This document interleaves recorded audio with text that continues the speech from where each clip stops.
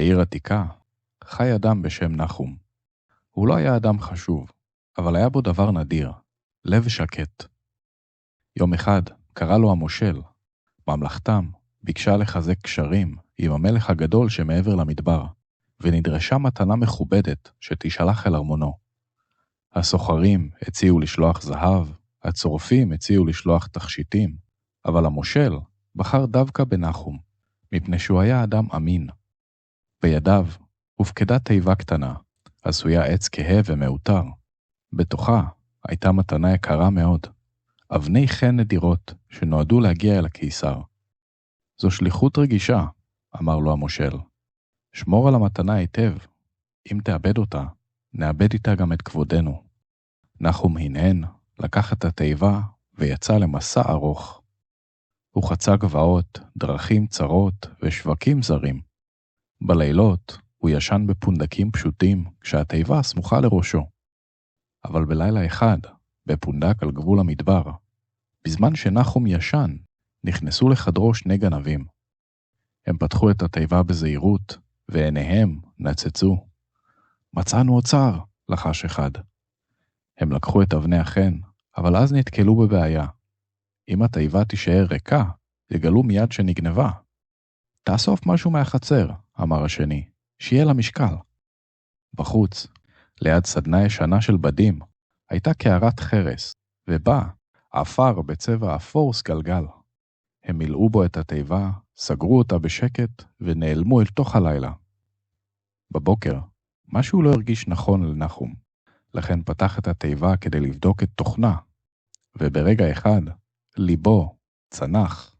אבני החן נעלמו, במקומן עפר חסר ערך.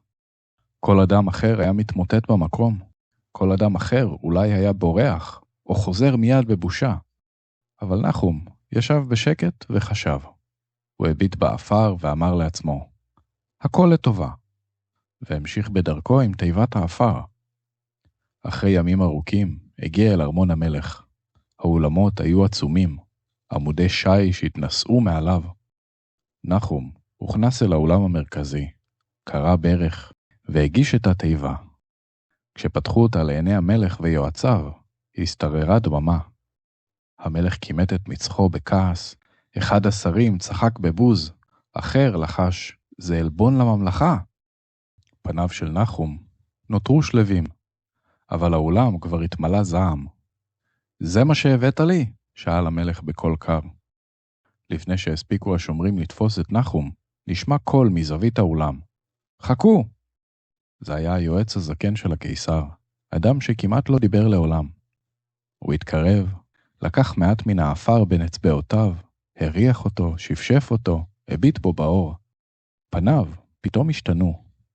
אדוני המלך, אמר בקול נמוך, זה אינו אפר פשוט. כל העיניים הופנו אליו בתהייה. זה בסיס נדיר ביותר לצבע מלכותי. יש רק בעלי מלאכה מעטים בעולם שיודעים להפיק ממנו את הגוון הסגול עמוק שבו אנחנו צובעים את גלימותינו. מי שאינו מבין, רואה כאן אפר. מי שמבין, רואה כאן אושר. האולם השתתק. היועץ המשיך. השווי של החומר הזה גדול בהרבה אפילו מאבני חן. המלך הביט שוב בתיבה, ואז בנחום. ידעת שזה מה שהבאת לי? הוא שאל. נחום השפיל מעט את מבטו ואמר, לא אדוני, מטרתי הייתה להביא אבני חן, אבל הם נגנבו במהלך מסעי והוחלפו בזה. אבל האמנתי שהכל לטובה, ולכן הגעתי לכאן עם האפר. לראשונה באותו היום, המלך חייך. במקום להעניש את נחום, הוא הורה להושיב אותו ליד שולחן הכבוד.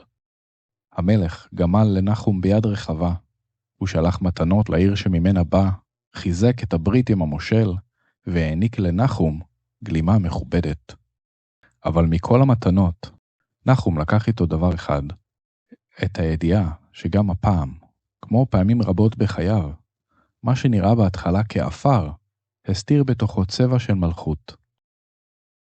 לא תמיד אנחנו מבינים באותו הרגע למה דבר רע קורה לנו, אבל לפעמים, רק בסוף, מתגלה שהכל הוביל בדיוק למקום הנכון, והכל היה לטובה.